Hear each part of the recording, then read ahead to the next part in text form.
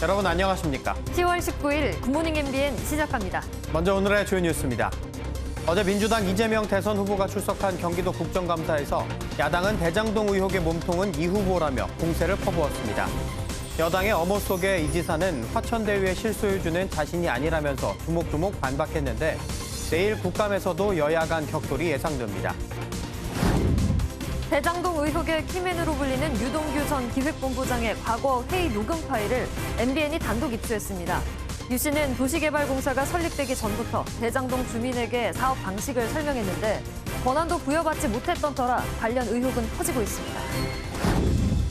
대장동 사건의 핵심 인물로 지목돼 구속된 유동규 전 성남도시개발공사 기획본부장이 구속의 적법성을 다시 판단해달라며 법원에 청구한 구속격부심 신문이 오늘 열립니다. 검찰이 어제 인천공항에서 체포한 남욱 변호사에 대해 이르면 오늘 구속영장을 청구할 것으로 보입니다. 국민의힘 대선 경선 영남 지역 첫 토론회에서 박근혜, 이명박 두 전직 대통령 수사를 놓고 후보 간 설전이 벌어졌습니다. 윤석열 후보의 과거 적폐 수사와 함께 후보 도덕성 문제를 놓고도 치열한 신경전을 벌였습니다. 오늘 발표될 코로나19 신규 확진자는 어제와 비슷한 수준으로 1000명대가 될 것으로 보입니다. 수도권 8인 모임이 시작된 첫날 식당가는 모처럼 활기가 돌았지만 자영업자들은 영업시간 제한에 아쉬움을 밝히며 연장을 요구했습니다. 오늘은 전국 곳곳이 흐린 가운데 약한 비가 내리겠습니다. 아침 기온은 전날보다 5도에서 9도가량 높겠지만 내일은 찬바람이 불면서 다시 추워져 서울의 아침 기온이 4도까지 떨어질 전망입니다. 국민의힘 김용판 의원은 이재명 지사가 조직폭력배와 유착했다는 의혹 제기와 받았다는 돈뭉치 사진까지 공개했습니다. 이 지사는 헛웃음을 지으며 반박했고 민주당은 해당 사진이 과거 온라인상에서 전혀 다른 곳에서도 쓰였다며 제보의 신빙성 자체에 의문을 제기했습니다. 주진희 기자입니다. 국민의힘 김용판 의원이 이재명 경기도지사와 성남 지역 조직폭력배인 국제마피아파의 유착 관계 의혹을 제기했습니다.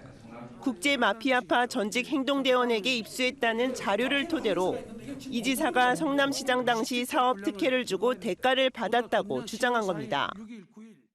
국제마피아파 측근들에게 용역 등 시에서 나오는 여러 사업 특혜를 지원해주는 조건으로 수십 차례에 걸쳐 20억 가까이 지원하였고 1억과 5천만 원 현금 다발 사진도 화면에 띄었는데 이 지사는 허위 주장이라며 헛웃음을 지었습니다.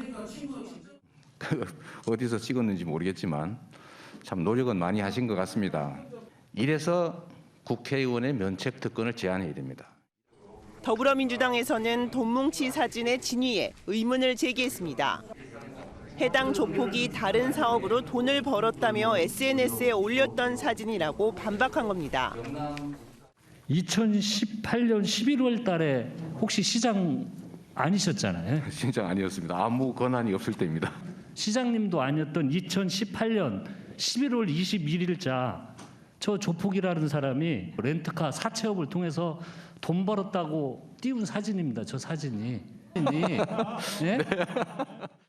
이재명 캠프에서는 폭로했다는 조폭의 아버지가 친박연대 후보로 18대 국회의원에 출마했던 사람이라고 비판 논평도 냈습니다. MBN 뉴스 주진입니다. 어제 인천공항에서 남욱 변호사가 긴급 체포됐죠. 남 변호사를 상대로 정영학 회계사의 녹취록 속 내용에 대한 강도 높은 조사를 검찰이 진행한 것으로 알려졌습니다. 오늘 법원은 유동규 전 본부장의 구속이 합당한지 다시 판단합니다. 김지영 기자입니다.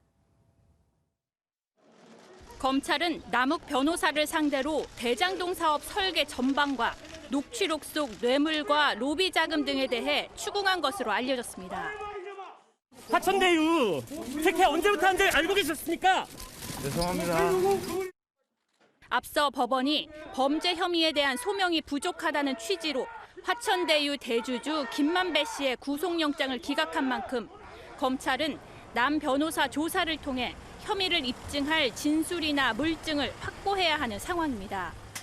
검찰은 또 유 전 본부장이 실소유주인 유원홀딩스에 남 변호사가 투자금 명목으로 35억 원을 보낸 경위와 자금 경로를 조사한 것으로 전해졌습니다.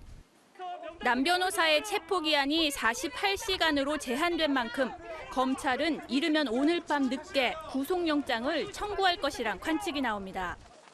배임과 뇌물수수 혐의로 구속된 유 전 본부장이 법원에 구속 적부심을 청구하면서 오늘 법원은 구속 여부를 다시 판단합니다. 구속기한 만료인 내일 유 전 본부장을 기소할 계획이었던 검찰 일정에 차질이 불가피할 것으로 보입니다.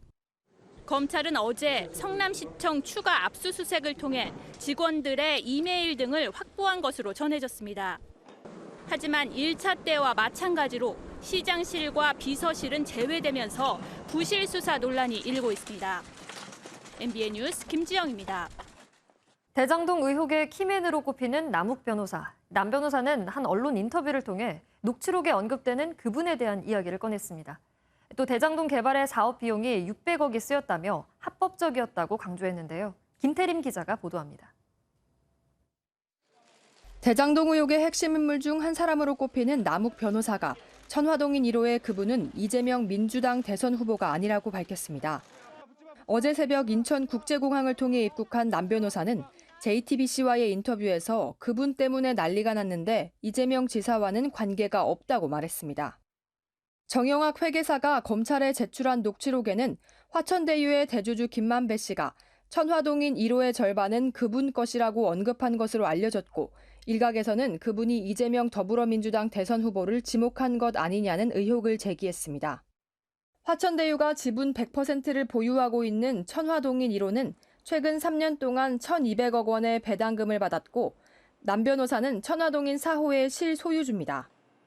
남 변호사는 이재명 지사를 전혀 모른다며 오히려 이 후보가 공영개발을 추진해 2009년부터 대장동 개발을 추진해온 자신의 사업을 망가뜨리려 했다고 주장했습니다. 남 변호사는 대장동 개발 사업에 쓰인 돈에 대해서도 언급했습니다. 사업 비용이 600억 원이 넘는다며 돈이 누구에게 쓰였는지 입증할 자료도 다 있다고 말했습니다. 또 자신은 2015년 구속됐다 풀려난 뒤론 대장동 개발에서 배제됐다며 사업에 배제되고도 1,000억 원이 넘는 돈을 배당받은 것은 자신의 지위 때문이라고 설명했습니다.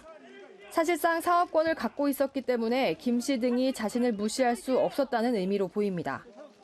한편 남 변호사는 인천국제공항을 통해 입국한 뒤 검찰에 체포됐는데 검찰은 남 변호사의 휴대전화 2대를 현장에서 압수해 분석하고 있습니다. MBN 뉴스 김태림입니다. 어제 국민의힘 부산, 울산, 경남 지역 토론회에서는 이명박, 박근혜 전 대통령에 대한 검찰 수사가 화두로 떠올랐습니다. 수사를 했던 윤석열 후보에 대해 다른 후보들은 정치 보복이 아니었느냐, 통치 행위를 수사한 것이다라며 공세를 펼쳤습니다. 황재헌 기자가 보도합니다. 원희룡 후보는 윤석열 후보가 관여했던 이명박, 박근혜 전 대통령에 대한 수사에 대해 의도를 따져 물었습니다. 이명박, 박근혜 대통령을 수사해서 구속시킨 것은 저절로 드러난 정의의 실현입니까? 정치보복입니까? 두 분의 그 전직 대통령에 대한 거를 저희가 이잡듯이 막 뒤져가지고 한 거는 아니죠. 홍준표 후보도 박 전 대통령이 2016년 총선의 공천에 불법 관여한 혐의로 수사받은 것에 대해 통치 행위였는지 법 위반이었는지를 물었고 윤 후보는 대통령이 정치적 중립을 위반한 실정법 위반이라고 답했습니다. 윤 후보에게 비리 의혹이 많다는 홍 후보 지적에 대해서는 신경전이 벌어졌습니다. 비리 후보들이 나와서 국민 상대로 대선 후보라고 설치는 것을 보니 오징어 게임처럼 돼 가고 있다. 읽지는 않았습니다만은 그게 홍 후보님도 해당되는 거 아니겠습니까? 그걸 갖다가 이재명 후보하고 윤석열 후보 이야기인데 거기 왜 나를 끌고 들어가요? 아니, 네, 됐습니다. 예. 지난주에 그렇게 하셨으면서도. 증세 없는 복지에 대한 논쟁도 이어졌습니다. 복지 수요는 뻔히 보이는 거 아닙니까? 맞습니다. 그런데 그게 어떻게 세금은 한 푼도 안 늘리고 한 푼도 어떻게 안 늘리겠습니까? 그러니까 지난번에 늘 중부담 소득세 법인세 증세를 인정하셨거든요. 후보들은 내일 당원 비율이 높은 대구 경북 지역 토론회에서 더욱 치열한 공방을 벌일 것으로 보입니다. MBN 뉴스 황재헌입니다. 더불어민주당이 윤석열 전 검찰총장을 직권남용과 개인정보보호법 위반 혐의로 고위공직자 범죄수사처에 고발했습니다. 김용민 최고위원 등 고발사주 국기문란 진상조사 태스크포스 소속 의원들은 어제 공수처를 찾아 윤 전 총장과 공모자 1명에 대한 고발장을 접수했습니다. 이들은 윤 전 총장이 받은 정직 2개월 징계를 유지하는 판결이 나온 만큼 실제 직권남용과 개인정보보호법 위반도 저질렀을 것이라며 수사를 촉구했습니다. 위드 코로나 전 마지막 거리두기가 어제부터 시작됐습니다. 수도권은 밤 10시 8인까지, 부산 등 일부 비수도권은 밤 12시 10인까지 모일 수 있도록 허용됐는데요. 거리두기 첫날 모습을 배준우 기자가 취재했습니다. 퇴근한 직장인들이 3355 야외 테이블에 자리를 잡고 술자리를 이어갑니다. 또 다른 먹자 골목에도 4명에서 5명이 모인 테이블을 쉽게 찾아볼 수 있습니다. 서울 강남거리는 비가 오는 날씨에도 식당 곳곳이 손님들로 붐비는 모습입니다. 수도권에선 백신 접종자 4명을 포함해 모임 인원이 8명까지 허용되고 미접종자끼리도 4명까지 모일 수 있습니다. 자영업자들은 단체 예약을 준비하며 기대감을 드러냈지만 수도권 식당과 카페에 밤 10시 제한이 유지돼 효과가 미미하다는 반응입니다. 12시까지 풀어주면 모를까. 지금 10시까지 하면은 거의 비슷합니다. 거의 뭐 호프 한두 시간에 먹고 장사가 되겠어요. 비수도권에선 접종 완료자 6명을 포함해 10명까지, 식당과 카페는 자정까지 영업이 허용됐습니다. 부산 번화가엔 밤 10시 이후에도 영업 중인 식당 간판이 환하게 켜져 있고 젊은이들이 모이는 술집엔 발길이 끊이지 않습니다. 완화가 돼서 시간도 늘어나고 또 소모임도 가능해졌기 때문에 앞으로 좀 손님들이 늘어나가지고 정말 잘 됐으면 좋겠습니다. 수도권과 비수도권 모두 결혼식은 식사 여부와 관계없이 기본 49명에 접종 완료자 201명을 포함하면 250명까지 가능해졌고 수도권에서 무관중으로 진행되던 스포츠 경기는 접종 완료자에 한해 유관중으로 전환됐습니다. MBN 뉴스 배준우입니다. 스마트폰 앱으로 택시를 불러서 타는 시대, 편하긴 한데 가까운 거리는 잘 잡히질 않죠. 택시 호출 앱 시장의 90%를 점유한 카카오 택시의 불공정 관행을 파악하겠다며 서울시가 운행 실태 조사에 나섰습니다. 현장을 정주영 기자가 동행 취재했습니다. 택시를 잡는 손님이 가장 많은 금요일 밤, 서울 홍대 거리에 신분을 숨긴 사람들이 등장했습니다. 플랫폼 택시 시장의 90%를 점유한 카카오 택시의 운행 실태를 조사하는 암행조사단입니다. 먼저 2.5km 거리 목적지를 설정해 택시를 불러봤습니다. 응답하는 택시가 없습니다. 목적지를 10km로 넓혔지만 역시 응답이 없습니다. 이번엔 장거리, 18km 거리 강남역을 입력하자 5초 만에 호출이 성사됩니다. 카카오 택시의 영향력이 커지면서 승객이 선택당하고 있다는 게 조사단의 판단입니다. 단거리는 잘 안 잡히는 게 있는 것 같고 장거리는 확실히 잘 잡히는 게 있는 것 같아서 승객 골라 태우기가 확실히 있는 것 같습니다. 서울시가 카카오 택시의 불공정 관행에 대한 실태 조사에 들어갔습니다. 배차 성공률과 소요 시간을 확인해 골라 태우기 여부를 파악하고 자사 가맹 택시에 코를 몰아준다는 의혹도 들여다볼 계획입니다. 가짜 예약 등을 켜놓고 손님을 고르다 적발되면 과태료 10만 원이 부과됩니다. 실태 조사와 또 이에 대한 현장 단속을 지속하면서 서울시는 연말까지 홍대와 강남 등 8곳에서 카카오 택시의 호출 실태를 조사해 개선 방안을 마련할 계획입니다. MBN 뉴스 정주영입니다. 부동산 투기 의혹으로 재판에 넘겨진 LH 직원에 대한 첫 선고가 내려졌습니다. 징역 1년 6개월의 실형이 나왔는데 투기 의혹이 제기된 지 7개월여 만입니다. 재판부는 투기로 인한 부동산 불균형은 서민들에게 상대적 박탈감을 안긴다고 밝혔습니다. 강세훈 기자입니다. 전북 완주에 있는 택지개발지구입니다. LH 직원 A씨는 2015년 개발지구 현장 바로 앞에 가족 명의로 1,000제곱미터가 넘는 땅을 3억 원에 샀습니다. 그런데 5년 뒤인 지난해 땅값이 40% 넘게 올랐습니다. A씨는 당시 택지개발 사업 인허가와 설계 업무를 담당했습니다. 내부 개발 정보 이용해서 땅 사신 거 맞으신가요? 부동산 투기 의혹으로 재판에 넘겨진 A씨. 법원은 징역 1년 6개월을 선고했습니다. 재판부는 피고인이 내부 정보를 이용해 토지를 매입하고 제3자에게 취급하도록 했다고 보는 것이 타당하다고 밝혔습니다. 그러면서 근로소득으로 성실히 살아가는 서민에게 상대적 박탈감과 사회적 불안감을 증폭시켰다고 지적했습니다. 정부가 부동산 투기 의혹 수사를 시작한 이래 LH 직원에게 징역형이 선고된 건 이번이 처음입니다. 법조계는 이번 판결이 앞으로 있을 부동산 투기 사건 재판에 적지 않은 영향을 미칠 것으로 전망했습니다. MBN 뉴스 강세훈입니다. 전국 민주노동조합 총연맹이 내일 서울 도심에서만 3만 명이 참석하는 대규모 총파업 집회를 예고한 가운데 경찰이 엄정 대응하겠다고 경고했습니다. 김창룡 경찰청장은 총파업 관련 대책회의에서 엄정 대처하겠다며 필요하면 차벽도 설치할 수 있다고 밝혔습니다. 경찰은 기습적으로 다른 장소에 집결하거나 신고 인원을 넘길 경우 반드시 해산시키고 관련자들을 현행범으로 체포하겠다고 밝혔습니다. 콜린 파월 전 미국 국무장관이 향년 84세 나이로 별세했습니다. 백신을 접종했지만 코로나19 합병증이 사망 원인인 것으로 알려졌습니다. 워싱턴에서 최중락 특파원입니다. I will never not be a soldier. 영원한 군인으로 1991년 걸프 전쟁을 승리로 이끈 미국 최초의 흑인 합참의장이자 국무장관. 김대중 노무현 정부 때 한반도 문제에도 깊숙이 관여하면서 우리에게도 친숙한 인물. 콜린 파월 전 국무장관이 향년 84세 나이로 별세했습니다. I'd like to say a few words about an extraordinary leader and a great man whom we lost today, Colin Powell. 사망 원인은 백신 접종을 마쳤지만 코로나19 감염에 따른 합병증인 것으로 알려졌습니다. 1937년 뉴욕 할렘의 자메이카 이민자 가정에서 태어난 파월 전 장관은 역대 4명의 대통령을 보좌했습니다. 뉴욕 시립대에서 학군단을 거쳐 소위로 임관해 한국 등에서 근무했고 베트남전에 참전해 훈장을 받았습니다.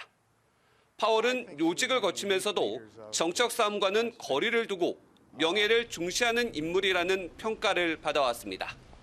다만 2003년 부시 행정부 시절 대량 살상 무기를 보유했다는 이유로 이라크를 침공했지만 증거를 찾지 못해 스스로도 오점이라고 시인했습니다. I regret it now because the information was wrong. 파월 전 국무장관은 군인 출신이면서도 온건파에서 실용주의적 리더십의 지도자로 역사에 기록될 전망입니다. 워싱턴에서 MBN 뉴스 최중락입니다. 중국의 3분기 성장률이 시장의 예상보다 낮은 4.9%를 기록했습니다. 1년 만에 가장 낮은 수치를 나타낸 건데 코로나19 사태 이후 반등에 성공했던 중국 경제가 전력난과 부동산 위기 등으로 빠르게 얼어붙고 있습니다. 이기종 기자입니다. 신호등이 꺼져 도로에 차들이 뒤엉키고 엘리베이터가 갑자기 멈춥니다.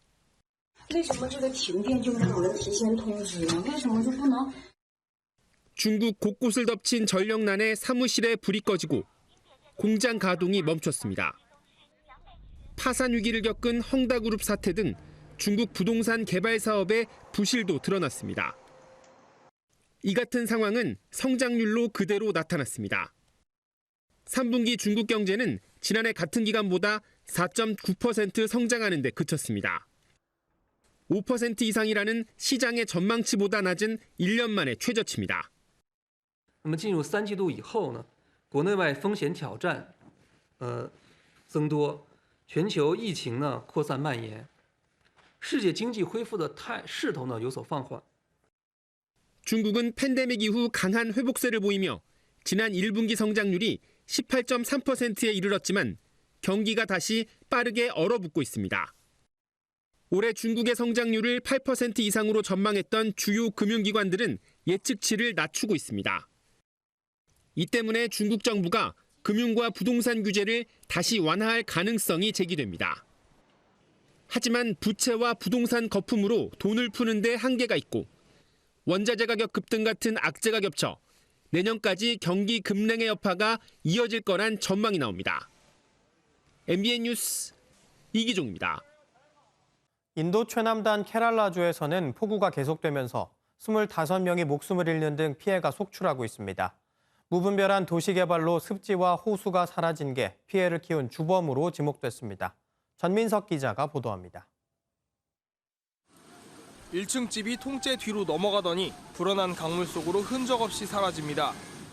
산허리는 뭉텅 잘려나간 채 붉은 흙이 드러났습니다.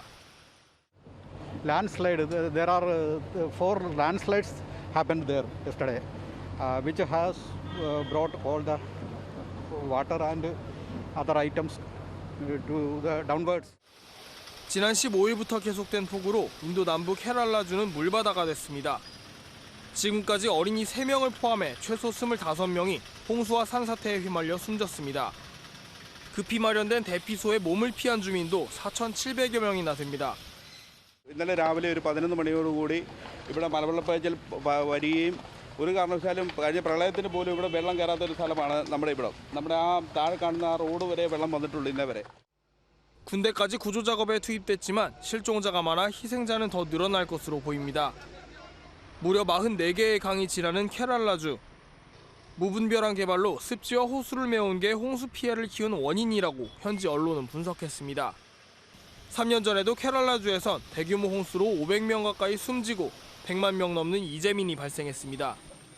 MBN 뉴스 전민석입니다. 최근 BTS부터 기생충, 오징어 게임까지 전 세계가 한국 문화에 흠뻑 빠져 있죠. 그런데 이런 문화 예술보다 일찍 한국 제품의 우수성을 알린 기업가, 한상들이 있습니다. 이런 한상들이 모여 서로 교류하는 세계 한상 대회가 코로나19를 넘어 오늘부터 열립니다. 길기범 기자입니다. 세계 패션의 중심지 미국 뉴욕에서 모자왕으로 불리는 조병태 회장. 누구나 편하게 맞는 플렉스핏 모자를 개발해 미국 프로야구팀부터 유명 골프 선수들까지 한국 제품에 열광하게 만들었습니다. 시장 점유율 25%로 1위, 미국 인구의 약 40%가 이 회사의 모자를 갖고 있다고 조 회장은 말합니다. 저희 모자도 이제 일단 세계 최고의 품질을 가졌고 이제 코리아 제품이라 그러면 일단 거기에 대해서 개런티를 해주니까. 독일에서 식자재 유통 사업을 하는 정세롬 씨는 K푸드를 알리고 있습니다. 과감하게 팝업 스토어를 열어 인지도를 올린 결과 매출은 10배 이상 올랐고 최근에는 한류 열풍까지 불며 공급이 달릴 정도입니다. 한국 음식을 이제 요리하는 뭐 독일 친구가 있다던가 콜라보를 하면서 자체 블로그에서 이제 홍보도 하고 K 드라마나 이런 것들이 알려져서 고추장, 물엿 이런 것은 없어서 지금 막 못 팔 정도입니다.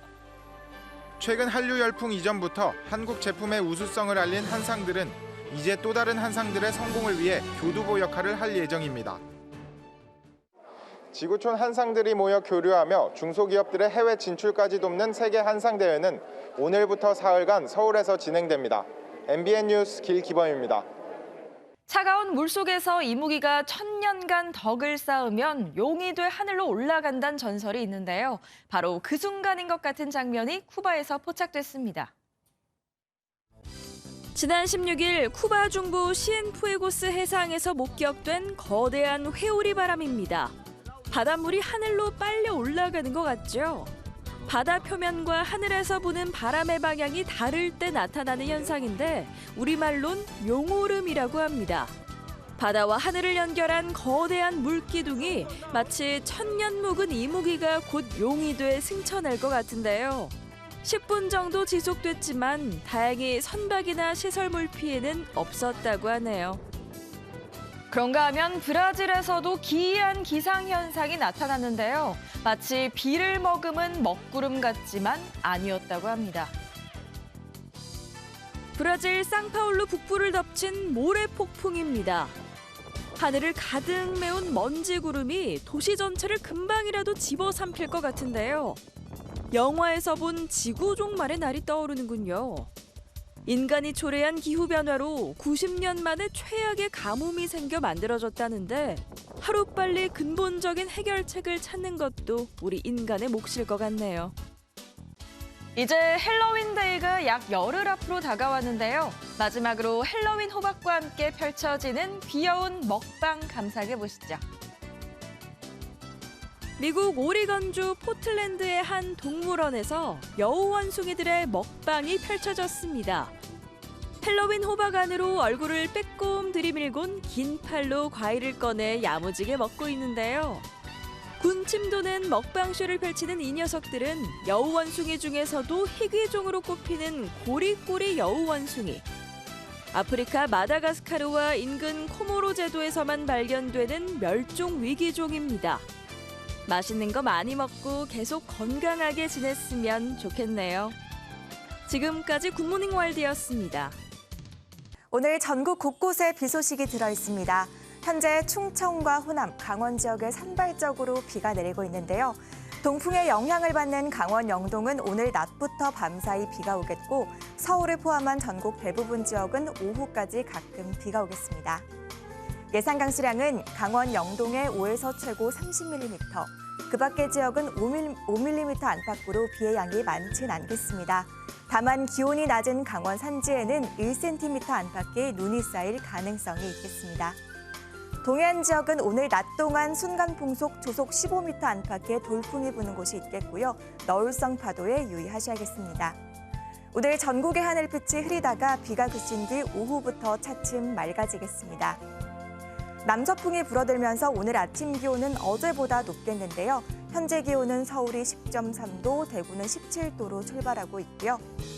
한낮에는 비가 그친 뒤 찬바람이 불어들면서 서울이 15도, 대전은 17도 선에 그치겠습니다. 내일 아침 기온 5도까지 떨어지겠고요. 추위는 주 후반까지 이어지겠습니다. 날씨였습니다.